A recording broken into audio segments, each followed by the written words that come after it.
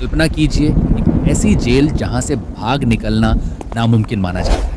ऊंची दीवारें, गार्ड्स हर तरफ और कैमरे हर कोने में।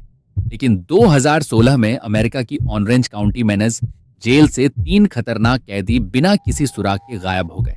ना कोई टनल, ना हमला, ना गार्ड्स, घायल, बस गायब।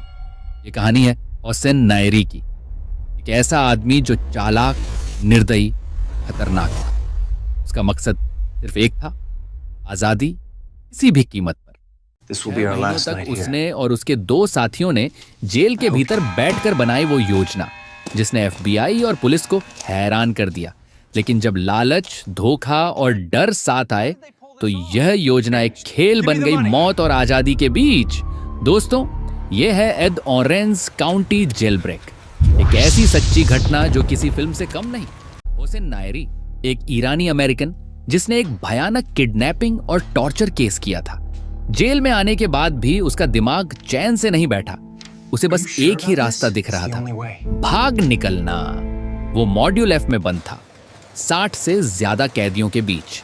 वहीं उसने देखा एक वेंटिलेशन ग्रिल, किसी और के लिए सिर्फ लोहे का टुकड़ा और उसके लिए मुक्ति का दरवाजा। उसने 2 कैदियों को साथ लिया, बैक दुओंग, अरा गैंगस्टर, और जोनाथन ट्यू, एक युवा गैंग सदस्य। तीनों ने मिलकर बनाया एस्केप प्लान। पहला कदम, जेल में हैक्सो ब्लेड मंगवाना। बीएसी के गैंग कनेक्शन ने वो भी करा दिया।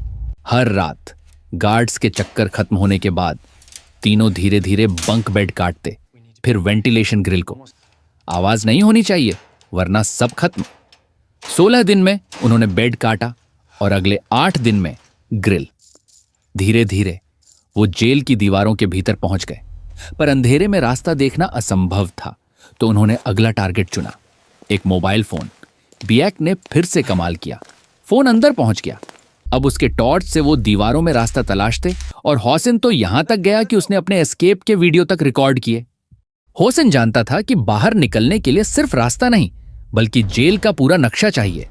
इसीलिए उसने एक मासूम टीचर, नूशा फारिन रवागी को अपने जाल में फंसाया।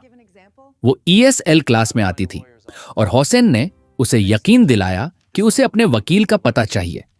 असल में वो जेल का नक्शा चाहता था। उसने नक्शा दिलवाया और यही था उनका की पॉइंट ऑफ एस्केप। अब उन्हें पता था छत कहां है और कहां से नीचे उतरना है। बेडशीट्स को बांधकर बनाई गई रस्सियों से उन्होंने 12 फीट ऊंचा रास्ता पार किया। धीरे धीरे 6 महीने की मेहनत के बाद वे छत तक पहुंच गए।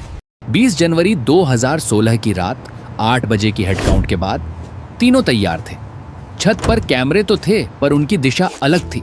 वो चढ़े और 5 मंजिल ऊंचाई से नीचे उतरने लगे। जोनाथन पहले गया, फिर बैक, फिर होसेन। मगर तभी 2 गार्ड बाहर सिगरेट पीने आए। होसेन हवा में झूलता हुआ रुक गया। अगर उन्होंने ऊपर देखा होता, सब खत्म, पर किस्मत उनके साथ थी। गार्ड्स अंदर चले गए। होसेन नीचे उतरा। तीनों आजाद थे। उन्होंने एक टैक्सी ड्राइवर, लोंगमा 71 को किडनैप किया और उसके साथ निकल गए। प्लान था मेक्सिको भागना, लेकिन होसेन ने उल्टा किया। वो 400 मील उत्तर दिशा में सैन जोस पहुंच गए। पुलिस को अब तक भनक भी नहीं थी। आखिरकार 15 घंटे बाद जेल को पता चला कि 3 कैदी गायब हैं। पूरे अमेरिका में मैनहंट शुरू हुआ, पर होसेन और उसके साथी एक मोटल में छिपे थे। जल्द ही पैसों की कमी हुई। उन्होंने क्रेग्सलिस्ट से एक वैन चुराई। फिर होसेन ने तय किया, अब लोंगमा को मारना होगा, पर बैक डोंग ने इनकार कर दिया। दोनों में झगड़ा हुआ। बैक ने तय किया कि वो सब खत्म करेगा। अगले दिन बैक और लोंगमा वापस ऑरेंज काउंटी लौट आए और पुलिस को खुद बताया कि होसेन और जोनाथन कहां हैं। बैक ने खुद को पकड़ा दिया, यहां तक कि उसने इनाम मांगने की कोशिश की। पुलिस ने होसेन और जोनाथन को सैन फ्रांसिस्को में पकड़ लिया। होसेन भागने की कोशिश की, पर कुछ सेकंड में पुलिस ने उसे धर दबोचा। 6 महीने की प्लानिंग 8 मिनट में खत्म। जेल प्रशासन पर बवाल मच गया। नई सिक्योरिटी सिस्टम, कैमरे और ट्रैकिंग डिवाइस लगाए गए। होसेन को लाइफ इम्प्रिजनमेंट विदाउट पैरोल की सजा मिली। बीएसी को 20 साल की जेल, और जोनाथन अभी भी कोर्ट ट्रायल का सामना कर रहा है। पसंद आई तो वीडियो को लाइक करें, नीचे कमेंट में बताएं आपको हौसिन की चालाकी कैसी लगी, और ऐसी ही रियल क्राइम स्टोरीज देखने के लिए चैनल को सब्सक्राइब जरूर करें।